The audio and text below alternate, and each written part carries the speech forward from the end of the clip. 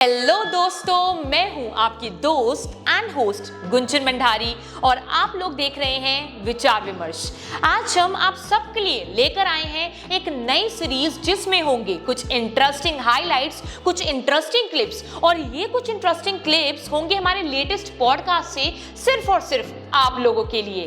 और ये छोटे छोटे क्लिप्स में आपको केवल एंटरटेनमेंट ही नहीं मिलेगा, ये केवल आपको एंटरटेन ही नहीं करेंगी, लेकिन उसी के साथ ये आपको देंगी एक नया पर्सपेक्टिव, एक नई सोच और उसी के साथ ही आप लेकर आ रही हैं नॉलेज का एक टेस्टर, नॉलेज का एक नया बैंगर भी। तो थोड़ा देखिए, थोड़ा सीखिए और थोड़ा सोचिए भी। और अगर आपको हमारी छोटी छोटी क्लिप्स, छोटे छोटे हाइलाइट्स पसंद आते हैं, जो कि हम उम्मीद के साथ कह सकते हैं, हम गारंटी के साथ कह सकते हैं कि आपको जरूर पसंद आएंगे, तो आप YouTube पर जाकर हमारा पूरा पॉडकास्ट, हमारा फुल पॉडकास्ट देखना मत भूलिए और उसको जाकर जरूर देखिए और हमारे साथ इस ज्ञान की जर्नी में जुड़ जाइए। तो चलिए बिना किसी देरी के शुरुआत करते हैं। आप जाकर हाइलाइट्स देखिए और नॉलेज बेंच शुरू करिए। सर, कभी कोई ऐसी फिल्म रही हो जिसका आपने रिव्यू काफी मतलब ऐसा लगा हो कि ये घाटे में जाएगी, लेकिन आगे जाके वो ब्लॉकबस्टर नहीं, देखिए, एक फिल्म क्रिटिक को पहली बात तो यदि कोई फिल्म क्रिटिक अपने रिव्यू में ये लिख रहा है कि ये फिल्म हिट होगी या फ्लॉप होगी, तो वो फिल्म समीक्षा नहीं है। अच्छा। ये काम करने का जो ये काम करते हैं ट्रेड एनालिस्ट,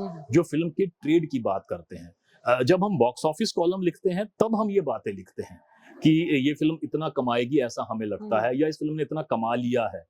ये बॉक्स ऑफिस कॉलम है। फिल्म रिव्यू एक अलग विधा है। अच्छा। फिल्म रिव्यू में हम सिर्फ फिल्म की अच्छाइयों और बुराइयों पर बात करेंगे, उसकी कंटेंट, उसके निर्देशन, उसकी एक्टिंग, उसका तकनीकी पक्ष, इन पर बात करेंगे। हम ये नहीं कहेंगे कि ये फिल्म हिट होगी या फ्लॉप होगी। ये पंडिताई करना हमारा काम तो सर, कभी आप पे कोई आरोप लगाया गया हो, या किसी भी इंसान जो इस फील्ड में रहे हो उन पर ऐसा कोई आरोप लगाया गया, आपने स्पॉइलर दे दिया है फिल्म में? स्पॉइलर, देखिए, यहाँ भी एक बात आती है। अक्सर बहुत सारे फिल्म समीक्षक जो हैं वो अपनी समीक्षाओं में कहानी बहुत ज्यादा बता देते हैं। मैंने देखा है कि बड़े बड़े कुछ ऐसे नामी समीक्षक हैं जो आधे से ज्यादा रिव्यू में तो कहानी लिखे जा रहे हैं। अच्छा। कहानी बताना भी समीक्षक का काम नहीं है। स्पॉइलर अलर्ट एक हो गया। स्पॉइलर तो तब आएगा जब आप कहानी का एक ढांचा बताइए कि ये कहानी है, ये प्रेमाइस है, ये इस प्रेमाइस में कहानी चल रही है। और स्पॉइलर जहां पर आपको लगे कि इससे दर्शक को भटक सकता है या दर्शक को पता लग सकता है, सस्पेंस खुल सकता है किसी चीज का, तो उससे बचना है। ये सोचना भी समीक्षक का काम है। अच्छा। तो इस तरह की बहुत सारी चीजें होती हैं जब रिव्यू लिखते समय ये चीजें ध्यान रखनी होती हैं। मुझे याद है, मैं स्त्री फिल्म का जब रिव्यू लिख रहा था, स्त्री पहले वाली, पार्ट 1। अच्छा, पार्ट 1। तो मैंने उसमें लिख दिया कि स्त्री बनी हुई फ्लोरा सैनी का काम अच्छा रहा है। तो फ्लोरा सैनी का मुझे मैसेज आया कि सर ये तो स्पॉइलर हो गया। हाँ। मैंने कहा अरे हाँ, तो गड़बड़ है। मैंने वो हटाया और लिखा फ्लोरा सैनी का काम अच्छा रहा है। अच्छा। अब आप जाके देखेंगे तो आपको पता लगेगा कि स्त्री श्रद्धा कपूर नहीं थी, वो फ्लोरा सैनी थी।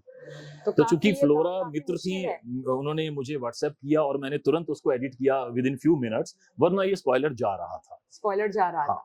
सर, आपको लगता है कि कभी किसी मूवी में कोई एक्टर को देखकर आपको लगा हो कि इसको जो फिल्म मेकिंग के जो स्कूल्स रहते हैं, जो बिजनेस स्कूल्स रहते हैं, उसमें जाना चाहिए था? या आपको लगता है कि ये वेस्ट है ऐसे स्कूल्स में जाना? या जैसे अगर हम कुछ देखें कि काफी जो डायरेक्टर्स रहते हैं वो डिजाइन स्कूल से ज्यादा पढ़कर आते हैं। जितने भी कलाकार हैं, तकनीशियन हैं, फिल्म निर्देशक हैं, हर कोई अलग अलग बैकग्राउंड से आता है। कोई फिल्म स्कूल से आ रहा है, कोई बहुत अच्छे एक ऐसे इंस्टीट्यूट से आ रहा है कि जहाँ से आए हुए आदमी के लिए तो रेड कार्पेट बिछाया जाता है। कोई रंगकर्म से, नाटक से, स्टेज से आ रहा है। कोई रॉ आ रहा है। रॉ आने के बावजूद भी उसके अंदर एक ललक है आगे बढ़ने की और उसके अंदर प्रतिभा है। और कोई ऐसा भी है कि जिसने फिल्म इंडस्ट्री में आकर बहुत नीचे से काम स्टार्ट किया और एक दिन, राज कपूर साहब का एग्जांपल, कि उन्होंने बिल्कुल स्पॉट बॉय और क्लैप बॉय से काम स्टार्ट करके वो शोमैन की पदवी तक पहुंचे। उन्होंने तो कोई फिल्म स्कूल ज्वाइन नहीं किया। तो जरूरी नहीं होता है। हाँ, ये जरूरी नहीं है। जरूरी चीज है कि आपके अंदर कितनी प्रतिभा है, आप उस प्रतिभा को कितना पहचानते हैं और किस तरह से मांझते हैं। जी बिल्कुल। सर, सिनेमा और क्रिकेट का दर्जा एक धर्म के जितना है, ये मैंने आपकी एक लाइन ली है।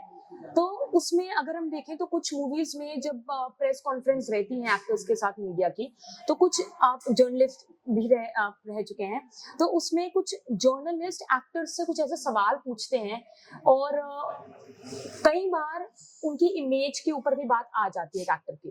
तो आपको लगता है कि कहीं ना कहीं उनकी लाइन को लेकर टीवी चैनल्स उसको गलत तरीके से इस्तेमाल करते हैं? हो जाता है, ऐसा अक्सर हो जाता है टीवी चैनल्स में, तो कहीं ना खास कहीं तौर वो पर होता है। इमेज डिस्टर्ब नहीं कर रहा है किसी एक्टर की? देखिए, जब हम किसी कलाकार के सामने बैठे हैं सवाल पूछने के जी। लिए बतौर फिल्म पत्रकार, तो अब ये एक विडंबना है कि फिल्म पत्रकारिता में ज्यादातर लोग फिल्मों के जो आभा मंडल है, उसकी जो चकाचौंध है, उससे अचंभित होकर, उससे आकर्षित होकर वहां आते हैं। जबकि होना ये चाहिए कि आप सिनेमा से अचंभित होकर वहां आए।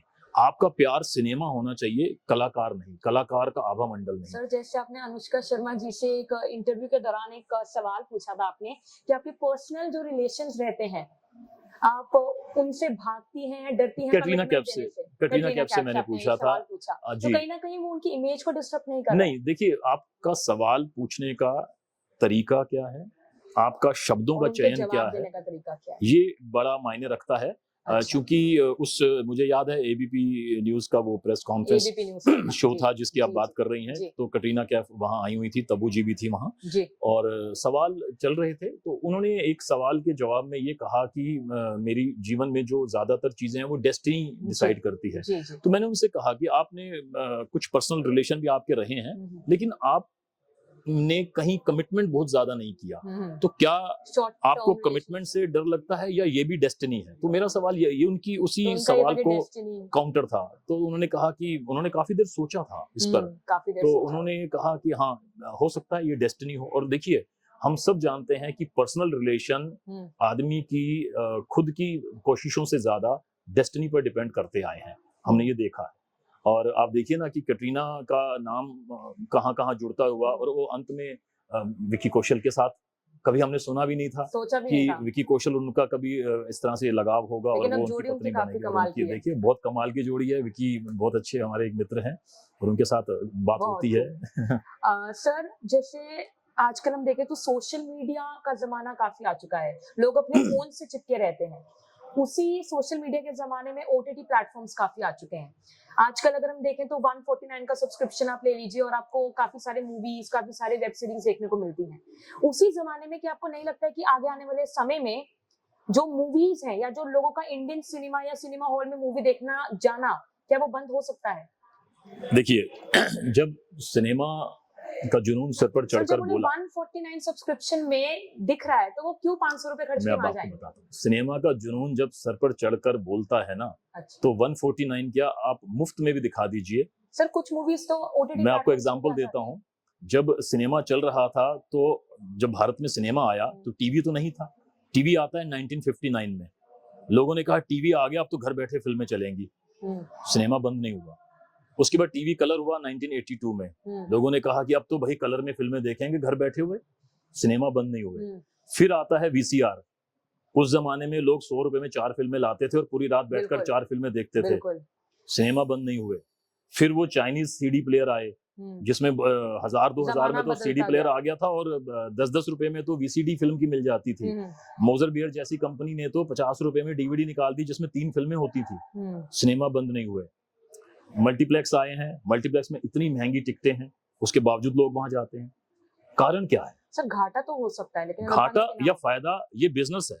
सिनेमा की बात कीजिए, कारण क्या है? कारण ये है कि सिनेमा देखना हमारे देश में सेलिब्रेशन है।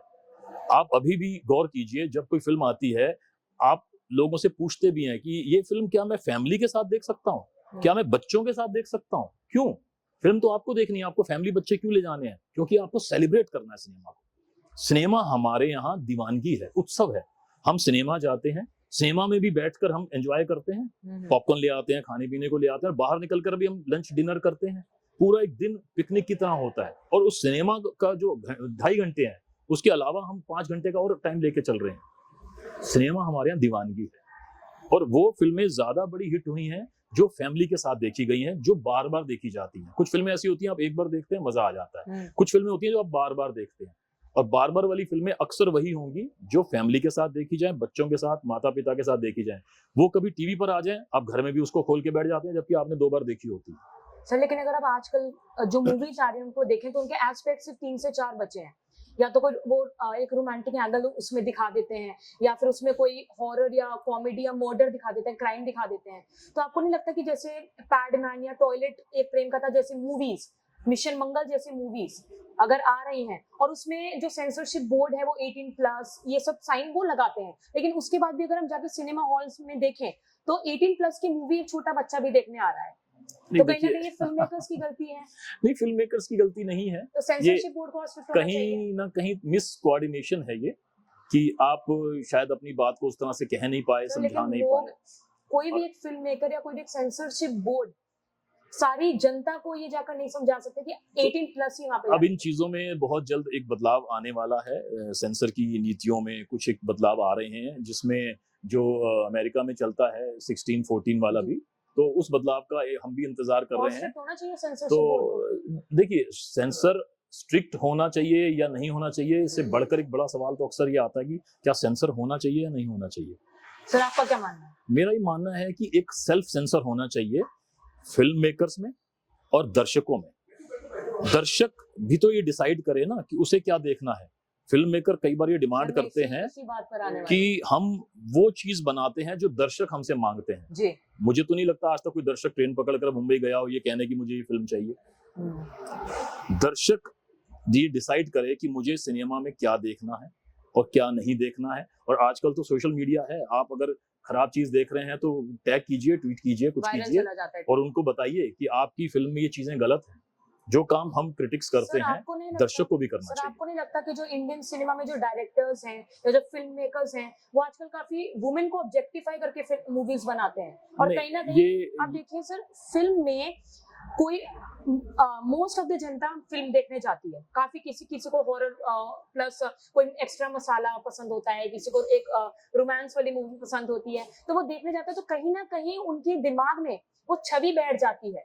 जैसे अगर हम एनिमल मूवी का एग्जांपल, सारा दोष फिल्म को ही क्यों दिया जाए। विमेन को एक ऑब्जेक्ट की तरह तो बहुत सारी फील्ड यूज कर रही हैं, चाहे मॉडलिंग में लीजिए, चाहे आप किसी और प्रोडक्ट में लीजिए, या आप ये देखिए कि अक्सर बहुत दफ्तरों तो में, सर, उसको कंपनियों promote में करना चाहिए। रिसेप्शन पर विमेन ही क्यों बिठाई जाती हैं। तो ये भी तो आप ऑब्जेक्टिफाई कर रहे हैं ना उस चीज को। तो सर वो प्रमोट करने का काम कर रहे हैं इंडियन सिनेमा। ये देखिए, सर, फिल्में कहीं ना कहीं आप भी मानते हैं कि इंडियन सिनेमा का काफी बड़ा रोल रहता है लोगों की सोच को उभारने में, बिल्कुल रहता है, और वो कहीं ना कहीं लोगों की सोच को डिसरप्ट कर रहे हैं, एक मेंटल उनको मेंटल डिसरप्शन कर रहे हैं। उन्हें अपना सामान बेचना है, वो कुछ भी करके तो सर उसको बेचने के लिए बेचेंगे, वो कुछ भी कर सकते हैं। वो कुछ भी करेंगे। तय तो आपको करना है, दर्शक को करना है कि आप क्या खरीदना है निकले हैं। आप सारा दोष फिल्म वालों को क्यों दे रहे हैं, आप खुद को दोष क्यों नहीं दे रहे हैं। सर उनकी कोई आपने जिम्मेदारी नहीं बनती। एक खराब फिल्म चलाई, उस कमाए हुए पैसे से फिल्मकार एक और खराब फिल्म लाएगा, ये तय है। आपने क्यों चलाई, आपने क्यों उसे ब्लॉकबस्टर हिट बनाया? आपने किया ना।